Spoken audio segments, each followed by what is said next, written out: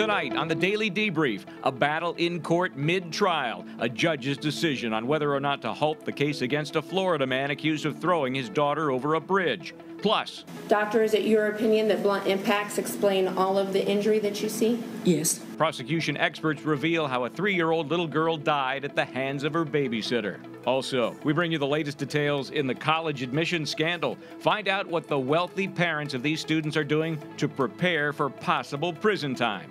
The nation's most fascinating cases are on the Daily Debrief. It's Wednesday, April 3rd.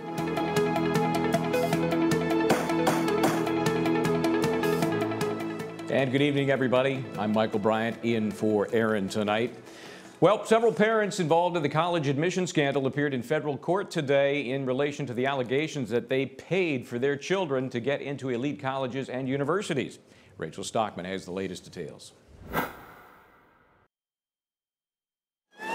Celebrity wealth and alleged crime combined for a circus-like atmosphere outside federal court in Boston Wednesday. Actresses Felicity Huffman and Loughlin were among the 13 parents to make their first court appearance in the college admission scandal. The two actresses took different strategies in their brief walk to the courthouse. Huffman was straight-faced, ignoring the surrounding media circus. Loughlin, on the other hand, smiled and waved to the crowd. Huffman's husband, actor William H. Macy, did not accompany her to court. He has not been charged in the case. Loughlin's husband, a fashion designer, is a co-defendant and walked in with his wife. Inside the courtroom where cameras are not allowed, Loughlin, Huffman, and the rest of the defendants were read the charges against them by a magistrate judge. Neither of them entered pleas during the hearing, and both waived their rights to a preliminary hearing. Loughlin is accused of paying $500,000 for her two daughters to be fake crew recruits to earn admission to USC. Loughlin's daughter, Olivia Jade, is a social media influencer with a now infamous YouTube video expressing her disinterest in academics. But I do want the experience of like game days, partying. I don't really care about school, as you guys all know. Huffman is accused of paying $15,000 to bribe a test taker to secretly correct her daughter's SAT answers. All told, 50 people have been charged in Operation Varsity Blues. Prosecutors say it is the largest college admissions scandal ever. This case is about the widening corruption of elite college admissions through the steady application of wealth combined with fraud. For Law&Crime, I'm Rachel Stockman. Joining me tonight is federal prison consultant and co-founder of WhiteCollarAdvice.com, Justin Pernany. He's a consultant with at least one of the parents in this case. Justin, first of all, thank you for joining me. Let me ask you this. I know you bring some experience to this mix because we won't retry your case, but you were a stockbroker, did some time for federal SEC violations, and while you're there in prison, you're probably thinking, okay, how do I turn this misfortune into help for other people? Did you ever think that at some point those skills that you learned would be used to help parents trying to cheat to get their kids into college? I assumed that if I worked hard, and thanks for having me, if I created a new record and worked hard and developed a skill set and documented it, that at some point in the future, defendants from all types of cases, my goal was that they would reach out to me, and over the last 10 or 11 years, more than 1,000 through our company have retained us. So I didn't initially imagine what type of defendant. I was hoping that some defendants would call, and thankfully in time they have. And it all started from the inside of a federal prison. So do these parents, I know you've talked to one, you've engaged one, and others have reached out, do they actually think they're guilty of something? Well, in some cases, they know they broke the law and they committed a crime and they're going to have to plead guilty.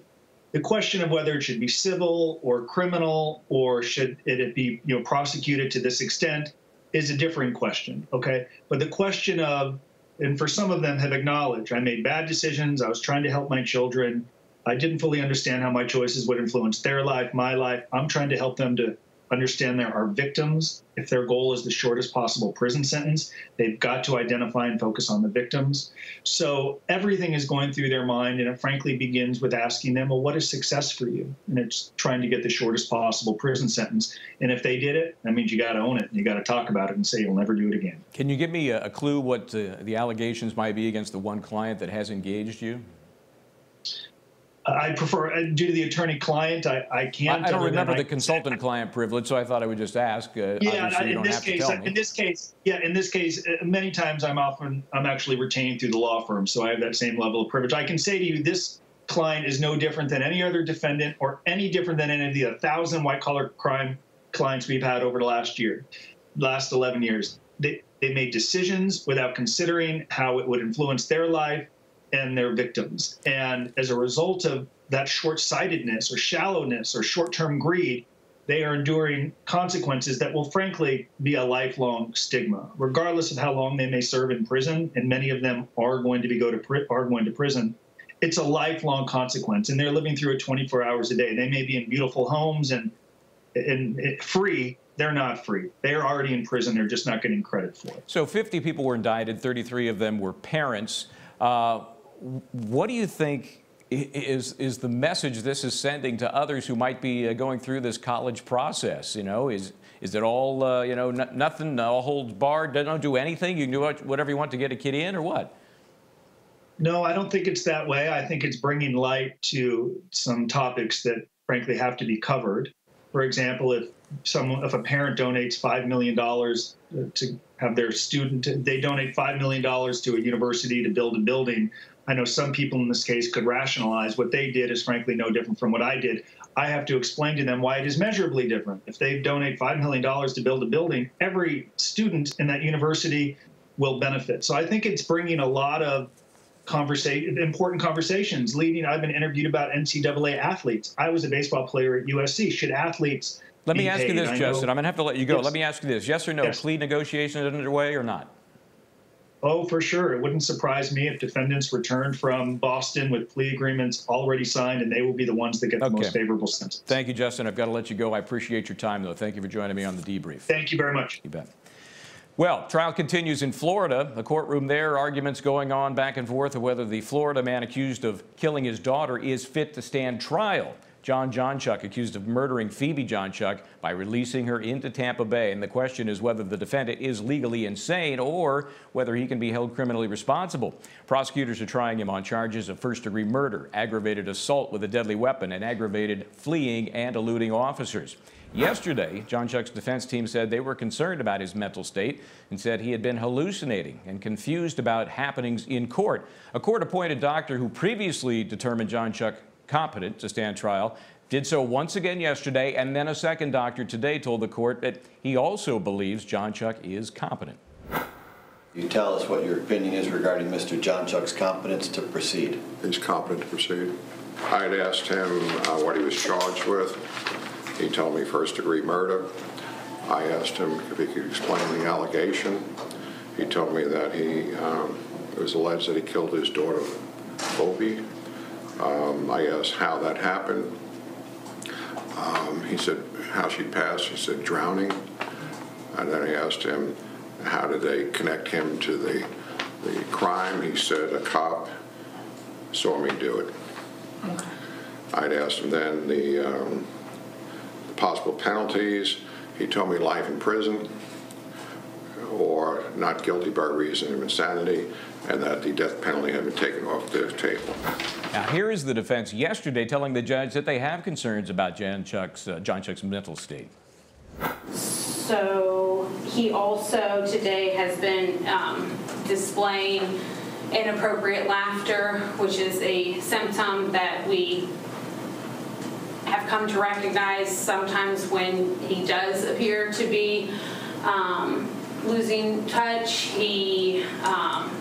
And when we questioned him about that, specifically, you just seem like your mood is more elevated today, is that right? Is everything going on? He had indicated that it was because we were making him laugh and that we were saying funny things to him, specifically Ms. McNeil and myself, and I have only had conversation with him this morning, unfortunately. Basically, good morning, everything go okay in the jail last night? Did you get all your medications? I haven't even had a chance to really speak to him. And additionally, Ms. McNeil had indicated that she also had not had really any small talk with Mr. Jonchuck today. He is insisting that he's completely fine, and that he's not hallucinating. These are things that have actually happened. So he is insisting that everything is fine. We certainly have some concerns at this point. So, Juvenile Judge Ashley Wilcott joins me to discuss the situation. We now know that Jonchuck is competent again, or still. We knew going in this was an issue because he had been declared incompetent 2 years. Now he's back at it. I think we see an appellate issue, if nothing else. What do you think? Oh, I absolutely agree with you. No, I do think, Michael, the good news is the judge was cautious and said, I'm going to have 2 different experts evaluate him. Both of them said he's competent. Interestingly, the defense, instead of after that saying, we'll stipulate his competence, said, we're not stipulating to that, Judge. We'll stipulate you can make that decision based on the experts. Yeah, I mean, and that's a good call. There's no doubt about it. So what do you think the jury's doing with all this? They obviously didn't hear the discussions about competency, and the judge in the past has said, we're not even going to get into that because it's going to boggle their brains, and I think mine is boggled as well when you're trying to figure out competency versus sanity. But now they've had a little break, they're wondering what's going on, and now they're back at it. You know, what do these delays do to a jury? Well, you know, I think it depends. I think it depends on how the judge does it. And if they say, okay, you don't have to come in the morning, we've got some other things we have to handle, a jury may receive that as good news, right? Like, okay, whatever it is, let them handle that. We get a little break. I think it's all dependent on how it's handled by the court. And now the big question that they have to deal with, insanity at the time of the crime. Is it really possible to determine at what point he was sane or insane? Unless you think he was just insane all day, every day. Well, I think it's going to be really difficult. I believe in our jury system, but I think it's a very hard thing, Michael, to make that decision, because to me, it's very hard to imagine that at that moment in time when he decided to throw his daughter off a bridge that he did not know it was wrong or didn't understand the consequences. And there's been interesting discussion about what the impact of his leaving the scene. I'm not even going to say fleeing, because that would sound like I'm the prosecutor.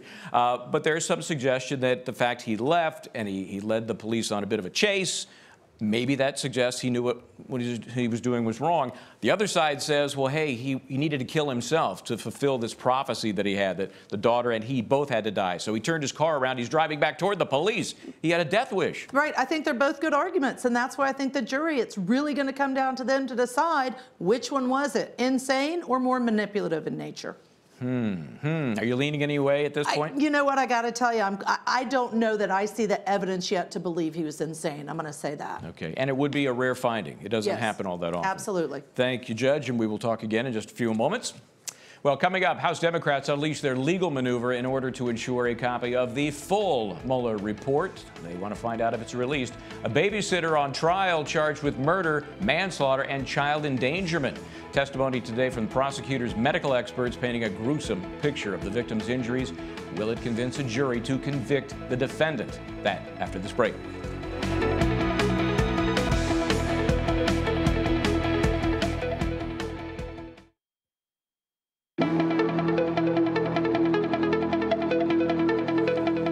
And welcome back to the debrief. House Democrats have set the stage for a battle with the Department of Justice and President Trump over the infamous Robert Mueller report. Members of the House Judiciary Committee today approved a subpoena to obtain a full, unredacted copy of the Mueller report. The Judiciary Committee chairman now seems to have the ability to subpoena both the unredacted report and any underlying evidence collected during Mueller's 22-month investigation. Attorney General William Barr says he is working with Mueller and he's going to release a redacted copy of the report. That is supposed to happen later this month. A suspect has been identified in relation to the shooting death of Grammy-nominated rapper Eric Holder is the person now in custody after the arrest related to the death of rapper Nipsey Hussle. Holder is being held in solitary confinement. The bond, $7 million. Hussle was fatally shot Sunday outside a South Los Angeles clothing store he owned, just hours before he was set to meet with Los Angeles law enforcement to discuss ways to curb gang violence. Police believe Holder and Hussle knew one another and suspect the shooting happened as a result of a dispute between the two men. Well, day 2 of testimony in Ohio courtroom where a babysitter faces multiple charges after her young girl she was looking after died. Lindsay Partin is charged with murder, involuntary manslaughter, and 3 counts of endangering a child. The victim, Hannah Weshy, was just 3 years old when she died. Partin was babysitting her when the young girl reportedly dumped ketchup in a toilet, which could be considered typical child behavior, according to the prosecutor. However, Partin allegedly decided to lash out, and according to the Butler County Sheriff's Office, she admits to hitting the child. A forensic pathologist today explained Hannah's cause of death and described the extent of the little girl's injuries. Have an opinion as to what caused the death of Hannah Wesche? Yes, I do. And what is that? Hannah died from traumatic brain injury due to blunt impacts to her head. Doctor, is it your opinion that blunt impacts explain all of the injury that you see? Yes. Doctor, did you note singular impacts or multiple impacts in this case? Multiple impacts. And where did you note those impacts? Hannah had bruises on her head as well as her torso and her limbs, as we discussed before. So the problem is the brain damage. She had impacts to her head. The impacts alone, the bruises themselves, weren't the problem. It was the blunt force, the tremendous force that went through her brain that was the problem. We all get black and blue marks from time to time, even on our scalp.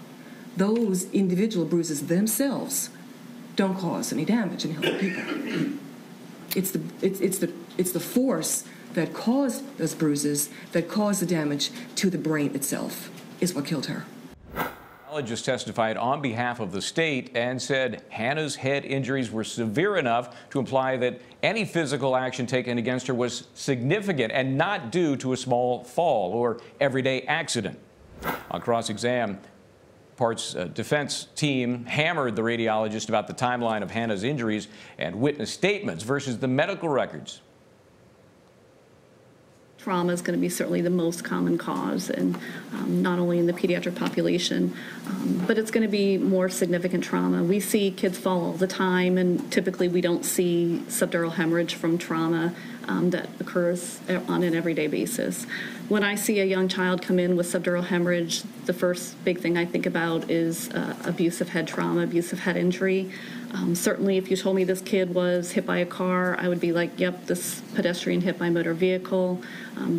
Subdural hemorrhage is typically going to be seen in significant accidental injuries, motor vehicle collisions, kids hit by cars, and then abusive head injury.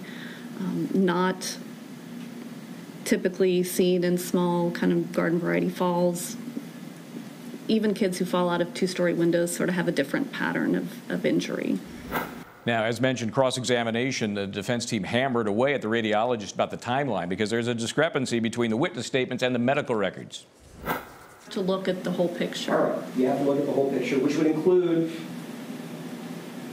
things that occurred out in the world on Shank Road that you weren't present to see. Yes? Answer yes or no. Yes? Shank Road, is that where this occurred? Where this happened. Yes, I was not there, absolutely. And you have to rely on, you said, the investigators and witnesses to discuss when the child was last normal. Yes? Correct. Because that correlates with your reading of the images in this case, correct? If we look at timing as far as what I think caused the injuries, that's not necessarily the same thing. If we're strictly looking at the timing, yes, I have to correlate with the clinical findings as to when the child was last normal. Okay. Well, witness statements and the like aren't clinical findings, right? Doctors don't give those. Witnesses give those. Yes? Correct. Okay. Yes. And witnesses don't always tell the truth. Yes? Correct. Okay. And so you're relying on things that were presented to you that aren't medical judgments, that were presented by people at the scene as to when they observed her to be last normal. Yes? To a certain extent, but I also have the medical information that occurred at Fort Hamilton and how she progressed even between the transport from Fort Hamilton to our hospital, how her symptoms were progressing. Right. But yes, prior to her arrival at Fort Hamilton, I have to rely on other people. Again, we can look at the series of exams to see the progression of the child's injuries to know, yes, there is some timing. So, correct. But right. I can't say it occurred at 6:45 a.m. or 9:45 a.m. Correct. Okay. All right. Except the radiologist claimed that Hannah's injuries were so extreme that even a patient involved in a car wreck might not endure the same trauma. Doctor, is it shaking alone or could impact also be involved in that? Well, it depends on, so it could be both, but primarily it's thought to be the shaking. The patients who have just purely impact are much less to have hemorrhages and the number of hemorrhages are much smaller, and they typically are not in all 3 layers or extensive like this. We see patients who've gone in through motor vehicle accidents, and as long as the eye itself is not directly traumatized severely, the mere fact that they have an impact on their head or something like that doesn't produce these kinds of hemorrhages. So, doctor, I know we've talked about it, but I'm going to ask you now regarding this non-accidental trauma, abusive head trauma. Based upon your training, education, and experience, and to a reasonable degree of medical certainty, what is your opinion as to the cause of the injuries that you saw in Hannah's eyes? Yeah, my medical opinion is that it's due to abusive head trauma. Judge Ashley Wilcott joining me once again. My first feeling is like, oh my gosh, there's so much medical testimony. I'm overwhelmed. Is the jury overwhelmed by this? Are they getting what they need? Well, I think because of the conclusion, abusive head injury, I think that in closing, that can be brought home, so they're going to get what they need out of that testimony. Somebody killed this child. Now, that's the big question, yes. Obviously. So, when we hear this kind of medical testimony and the injuries and all of the things the jury's looking at, some of which we don't even see, maybe thankfully, you want to find somebody at fault.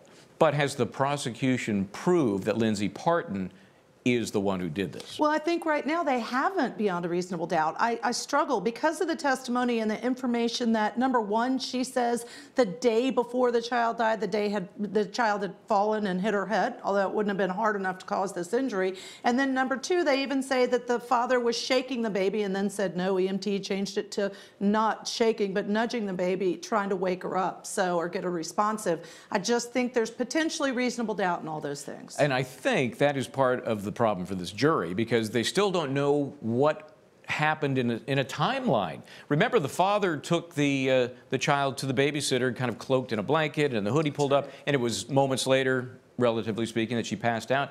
But we still know nothing about how that all unfolded. Exactly. That's the problem. I think it's circumstantial in terms of saying Lindsay is the one who did it by virtue of the fact she was the one with the child. Yeah, it's going to unfold in the next couple of days. Judge, thank you for being here. Thank you. Always appreciate your insights. Thank you for joining me on the Debrief. Well, everybody, thanks for watching the Daily Debrief tonight. Join us again tomorrow, 5 p.m. Eastern Time on the Law and Crime Network. And, of course, our live trial coverage begins at 9 a.m. Eastern Time. Until then, Michael Bryant here with you for Aaron. Have a good evening.